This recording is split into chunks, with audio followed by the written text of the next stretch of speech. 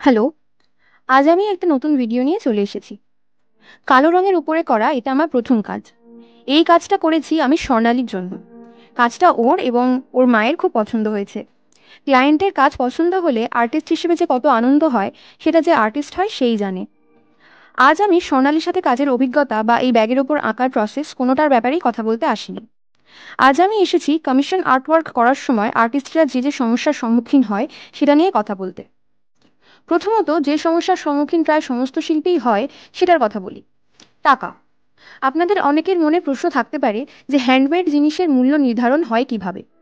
মূলত তিনটে বিষয়ের ওপর নির্ভর করে একটা আর্টিস্ট তার কাজের মূল্য নির্ধারণ করে। এক, কাঁচামালের দাম অনুযায়ী। বিভিন্ন শিল্পী বিভিন্ন জায়গা থেকে কাঁচামাল সংগ্রহ করে এবং সেই কারণে দামের পার্থক্যও দেখা যায়। অনেক শিল্পী থাকে যারা কম দামের রং তুলি কাপড় বা কাগজ কিনেও তাতে দক্ষতার সাথে আর্টওয়ার্ক ফুটিয়ে তোলে। আবার কিছু কিছু শিল্পী অভিজ্ঞতা বাড়ার সাথে সাথে দামি জিনিস কিনে কাজ করে। আমি যে ব্যাগগুলোয় কাজ করি বা যে পোর্ট্রেটগুলো বানাই সেগুলো সব কিনি অ্যামাজন বা ফ্লিপকার্ট থেকে। কেউ কেউ বড় বাজার বা নিউ মার্কেট থেকে জিনিস কিনে আনে, ওতে দামটা কম পড়ে। তাহলে আপনাদের প্রশ্ন থাকতেই পারে যে আমি কেন কিনি না।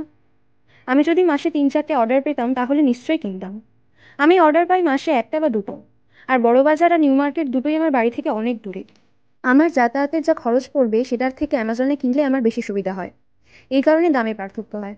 যে কোম্পানির জিনিস আমি কাজ করতে ব্যবহার করি তার দাম এখানে আর বললাম না, নয়তো ভিডিওটা অনেক বড় হয়ে যাবে। 2 নম্বর বিষয় যার উপর দাম নির্ধারিত হয় সেটা হলো দক্ষতা। যে শিল্পী বেশি দক্ষ, যার অভিজ্ঞতা বেশি, তার কাজের দাম বেশি হবে, সেটাই স্বাভাবিক। ভালো কাজের দাম কম হবে এটা এক্সপেক্ট করাটাই বোকামি নয় কি? 3 নম্বর কারণ হলো সময়।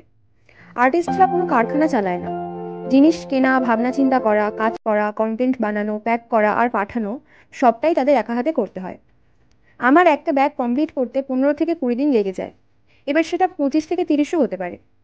রঙের একটা লেয়ার চাপিয়ে সেটা না শুকনো পর্যন্ত আর একটা লেয়ার চাপানো যায় না। আর আমি শুধু দিনে কাজ করি, তাই সময়টা আমার বেশি লাগে। কোনো জিনিস তৈরি করতে যখন এতটা সময় লাগছে তার দামটাও বেশি লাগবে, এটা বুঝিয়ে দেওয়ার দরকার পড়ে না। এবার আসি এত কথা কেন বলছি সেই প্রসঙ্গে। টাকার কথা বলার সময় কিছু মানুষের রিয়াকশন দেখে আমার অবাক লাগে। বেশিরভাগ মানুষ এমন মনে করে যেন দোকানে যেমন প্রিন্টেড পাতলা টোট ব্যাগগুলো 150-200 টাকায় বিক্রি হয় আমিও সেরকম নেব। মজুরির কথা যদি বাদও দিই, ব্যাগটা তৈরি করতে যে কত মেটেরিয়াল লাগে আর তাদের যা দাম, সেটাই তো জোগাতে জোগাতে 150-200 টাকার মধ্যে হবে না। এবং বাইরে বাজারে ভালো বা একটু ভালো দামের কোনো ব্যাগই 150-200 টাকার মধ্যে তো হবেই না, 300 থেকে 350 টাকা তো লাগবেই। এবার সেটা যখন এত সময় দিয়ে হাতে বানানো হচ্ছে, অরিজিনাল রং দিয়ে, কোনো প্রিন্টেড রং নয়, তার দাম বেশি হবে না? গরমে পাখা বন্ধ করে কাজ করতে হয় যাতে রং শুকিয়ে না যায়। একটানা এতক্ষণ ধরে কাজ করলে ঘাড় পিঠ ব্যথাও শুরু হয়, তার কোনো দাম নেই? আমার প্রোফাইলের পিন পোস্টে আমি দাম সম্পর্কিত একটা পোস্ট অলরেডি দিয়ে রেখেছি। আপনাদের যদি মনে হয় যে আপনারা আমাকে দিয়ে কাজ করাবেন তাহলে ওই দামের মধ্যেই কাজ করাতে হবে। এবার ডিজাইন অনুযায়ী 1-200 টাকা এদিক ওদিক হতে পারে, কিন্তু দাম শোনার পর ও মা এত টাকা, ও বাবা এত টাকা, এই ধরনের কথাগুলো প্লিজ বলবেন না। এতে শিল্পী হিসেবে আমার নিজের যোগ্যতার ওপর নিজের সন্দেহ তৈরি হয়। এছাড়াও এটা কোনো বাজার নয় যেখানে গিয়ে আপনি দরাদরি করে দাম ঠিক করবেন। আপনার যদি মনে হয় যে আমার নির্ধারিত দাম আপনার সাধ্যের বাইরে, তাহলে আপনার সাধ্যের ভেতরে যে শিল্পী আপনাকে আপনার কাজ করে দেবে আপনি দয়া করে তার কাছ থেকে গিয়েই নিজের কাজ করিয়ে নিন। যাই হোক, আজকের কাজটা আপনাদের কেমন লাগলো সেটা আমাকে জানাবেন।